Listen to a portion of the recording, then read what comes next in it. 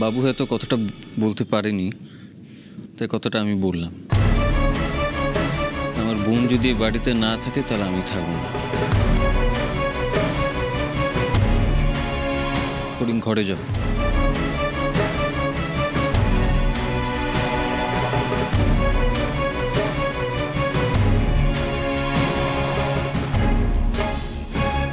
মেজদা কি বলে গেল শুনলি তো?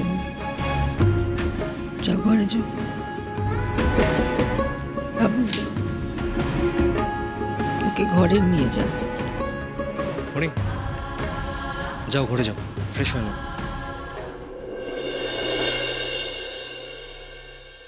কিরে মা, তুই আবার এখানে কেন এলি? ফড়িং, আমি ওনাকে আসতে বলেছি। আমি ওনাকে নিজেকে বাড়ি পৌঁছে দেবো। তুমি যাও ঘরে যাও।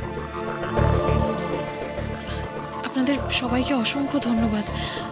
আপনারা আমার মেয়েটাকে ফিরিয়ে এনেছেন। আমি সত্যি ভাবতে পারিনি যে আপনারা এই বাড়িতে ওকে আবার জায়গা দেবেন। ফিরিয়ে নিয়েছি ঠিকই, কিন্তু ও যা যা ঘটিয়েছিল তা ভুলেও যায়নি।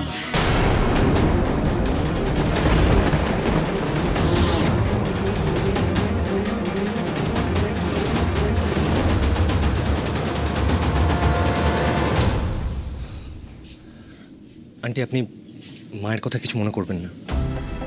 চলুন, আমি আপনাকে পৌঁছে দিয়ে আসছি। যেটাই আমি এক্ষুনি আসছি। হ্যাঁ, পৌঁছে দিন। চলুন।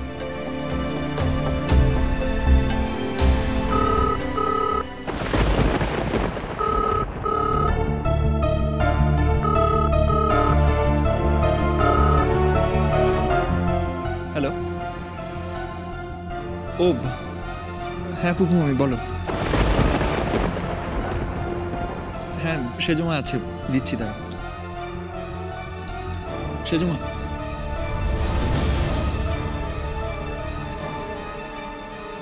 হ্যাঁ বৌদি, বলো। হ্যাঁ মানু, তুই আমার সাথে কালকে দেখা করতো, কিছু কথা আছে। ফড়িংকে ওর কাজের জন্য আমাকে শাস্তি দিতেই হবে।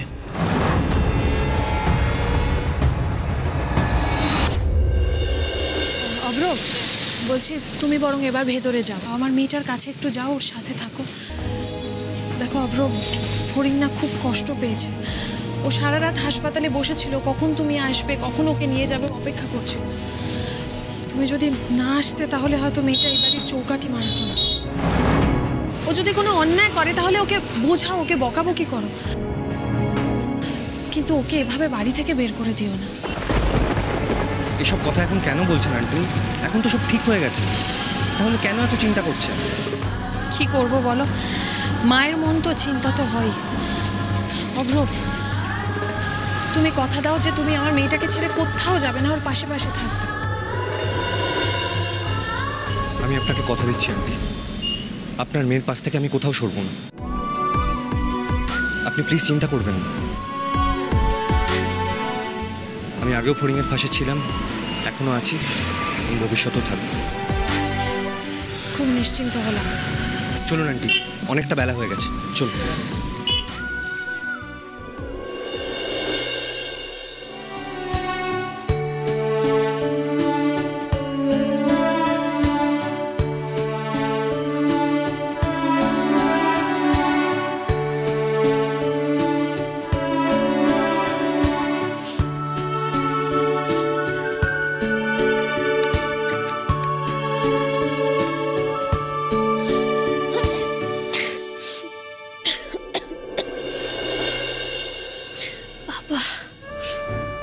গাটা কেমন ঝ্যাকঝ্যাক করছে, জ্বর আসবে নাকি?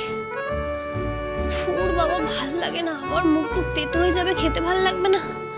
হে ভগবান, যেন জ্বর না আসে।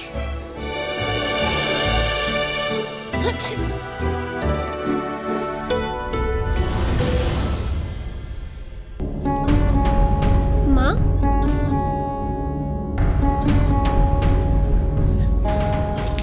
বাইরে দাঁড়িয়ে গেছে কেন? ভিতরে এসো না, ভিতরে এসো। কাজে তোমার বড় ওই ঝড় রাত্রিরে রাগ করে বাড়ি থেকে বেরিয়ে গিয়েছিল। কোথায় গিয়েছিল, কি করছিল জানতে চেয়েছিলে?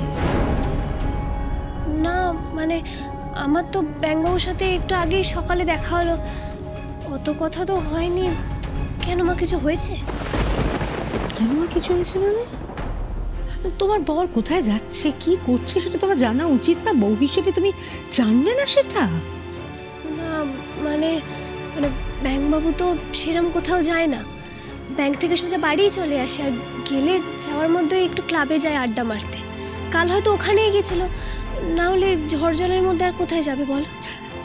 দেখো ফড়িং, আমি আগেও বলেছি, আবারও বলছি, যদি নিজের স্বামীকে সারা জীবন পাশে পেতে চাও, কাছে রাখতে চাও, তাহলে তাকে বেঁধে রাখতে শেখো। আর বেঁধে রাখা কিন্তু সহজ নয়, তার জন্য একজন বউকে অনেক কিছু করতে হয়, শিখতে হয়, জানতে হয়। সেসব ঠিক আছে মা, তুমি যা বলবে আমি ঠিক তেমনই করব, কিন্তু ব্যাংকবাবু তো সবসময় আমার পাশেই রয়েছে মা। হ্যাঁ, এখন হয়তো একটু রেগে আছে, অভিমান করে আছে, সেই জন্য একটু দূরে দূরে রয়েছে, না হলে ও কিন্তু আমাকে কখনো অবহেলা করে না। আমার ছেলে কোনোদিনও কাউকেই অবহেলা করে না ফড়িং, কিন্তু মা, কোনো সম্পর্ককে তো জোর করে টিকিয়ে রাখা যায় না, না কাউকে জোর করে বেঁধে রাখা যায়। সে আমার স্বামী হোক, শ্বশুর শাশুড়ি হোক, বাড়ির যেই হোক না কেন, কাউকে তো আমি জোর করে বেঁধে রাখতে পারি না, তাই না? একটা সম্পর্ক তো ভালোবাসা দিয়ে, বন্ধুত্ব দিয়ে টিকিয়ে রাখতে হয়, তাই না বল? অস্বীকার করছি না তোমার কথাটা, কিন্তু কখনো কখনো সম্পর্ককে জোর করেও বেঁধে রাখতে হয়। যদি কাছের মানুষ তার ভালো মন্দটা না বুঝতে পারে, তাহলে তার সব থেকে পাশের মানুষকেই তো জোর করে তাকে বুঝিয়ে দিতে হয় কোনটা তার ভালো, কোনটা তার মন্দ। তখন তো জোরটা খাটাতেই হয় ফড়িং। দেখো ফড়িং, অনেক কিছু তো হলো, তুমি নির্মলদাকে এক্সপোজ করলে, তোমার মার সম্মানটাকে ফিরিয়ে দেওয়ার চেষ্টা করলে, আমি তোমার উপর খুব রেগে গেলাম, ঝড় জলের রাত্রি অন্যায় করলাম তোমার সঙ্গে, তোমাকে বাড়ি থেকে বের করে দিলাম। মানে মেজো যখন তোমাকে বের করে দিচ্ছিল তখনও আমি কোনো প্রতিবাদ করিনি। এই পরিবারের মান সম্মান হারানোর ভয়ে আমিও ভুল করেছিলাম, কিন্তু একটা কথা আমি জানি ফড়িং, সময় সব ক্ষত মুছিয়ে দেয়, আবার ভরিয়েও দেয়। তোমার জীবনে যা হয়েছে না, ভুলে যাও।